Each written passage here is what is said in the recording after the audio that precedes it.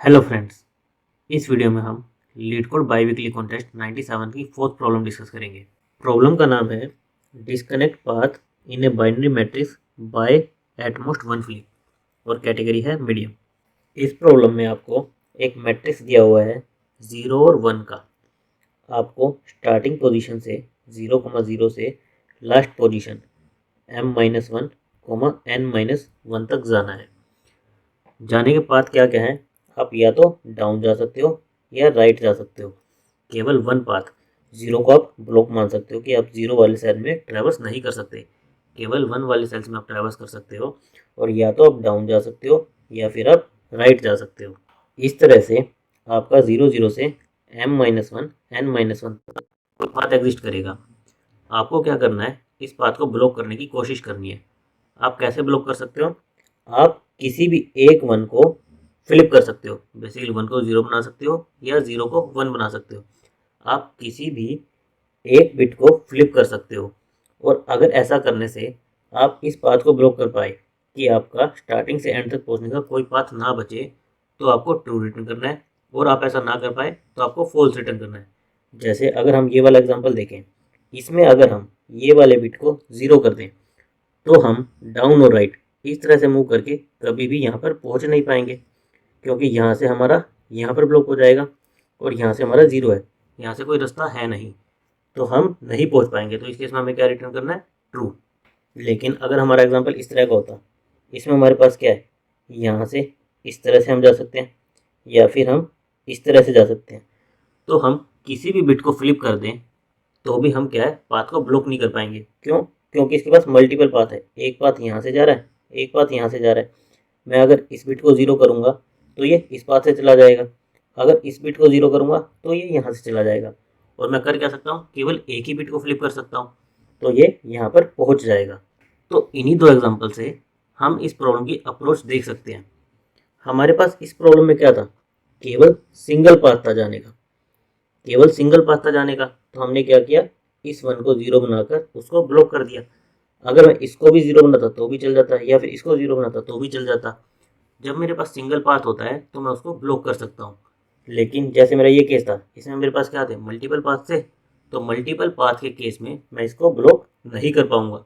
तो अगर मेरे सोर्स से डेस्टिनेशन के मल्टीपल पाथ एग्जिस्ट करते हैं तो मैं उसको ब्लॉक नहीं कर पाऊंगा। तो मैं इस चीज़ को कैसे चेक करूँ कि मेरे सिंगल पाथ है या मल्टीपल पाथ है मेरे 0 से लास्ट पोजिशन तक के? इसके लिए हम क्या कर सकते हैं, हम एक नॉर्मल DFS ट्रैवर्सल लगाएं। DFS ट्रैवर्सल में क्या होगा, इधर ये वाला पाथ फॉलो होगा या फिर मेरा ये वाला पाथ फॉलो होगा, राइट। तो मैं अगर कोई सा भी पाथ फॉलो करूँ और उस पाथ पर जो जो आ रहा है मैं उसको 0 करता जाऊँ, बेसिकली मैं विजिटेड मार्क कर रहा हूँ कि ये वाला पाथ मैं ट्रैवर्स कर चुका हूँ, मैं इसको 0 मार्क करता जाऊँ। मान लो मैंने फर्स्ट DFS में ये वाला पाथ ट्रैवर्स किया तो मैं इनको 0 मार्क करता गया। 0 मार्क करने से क्या हुआ, अब मेरा ये वाला पाथ इससे डिलीट हो गया।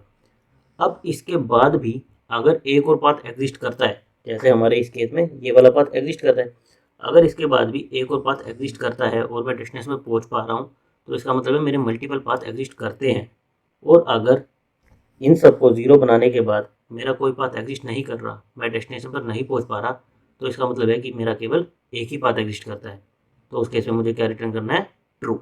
जैसे हम अगर ऊपर वाला एग्जाम्पल लें, इसमें हमारा ये पाथ एग्जिस्ट करता था, अगर मैं इनको 0 बनाता था, इसको 0 बना दो, इसको 0 बना दो, इसको 0 बना दो, मेरा बेसिकली एक पाथ जो मैंने विजिट किया उसको 0 बना दिया।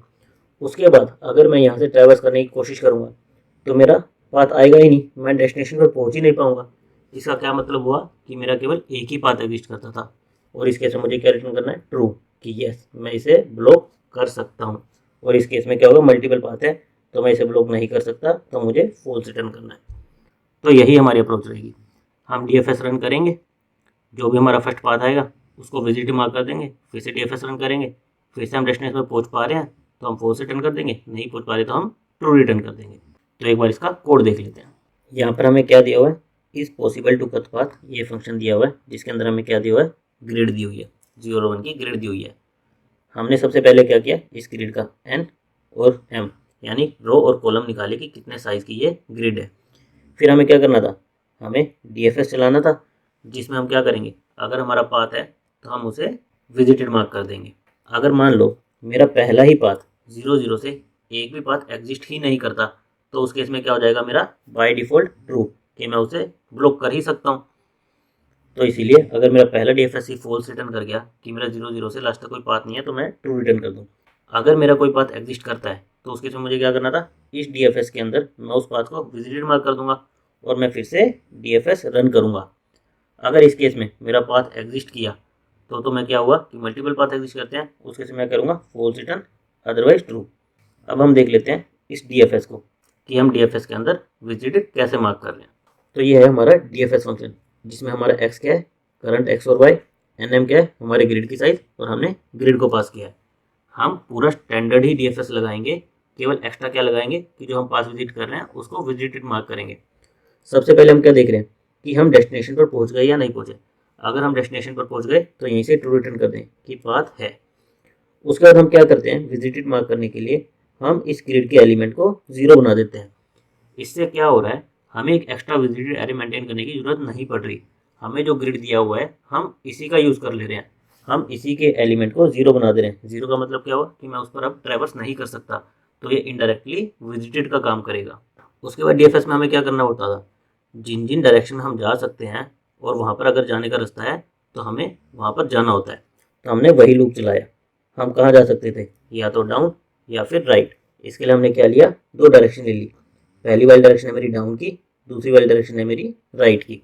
मैंने लूप चलाया कि पहले तो डाउन में जाओ, डाउन में जाके देखो कि पाथ है या नहीं है।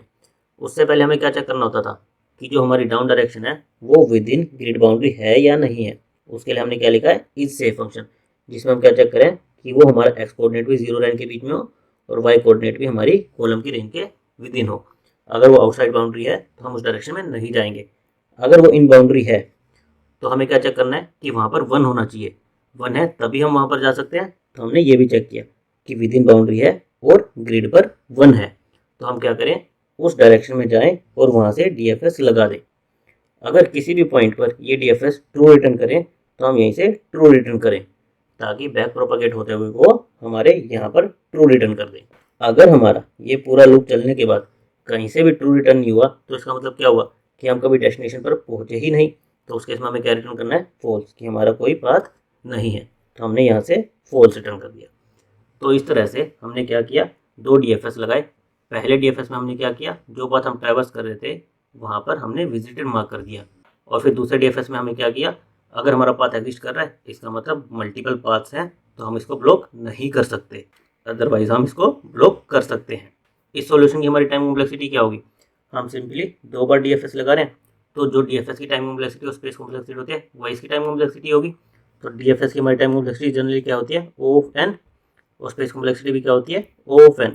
ये स्पेस कॉम्प्लेक्सिटी किस लिए होती है, आपके रिकर्शन स्टैक स्पेस के लिए। तो इसलिए हमारी overall time of space complexity O of n आ जाएगी। Thank you guys.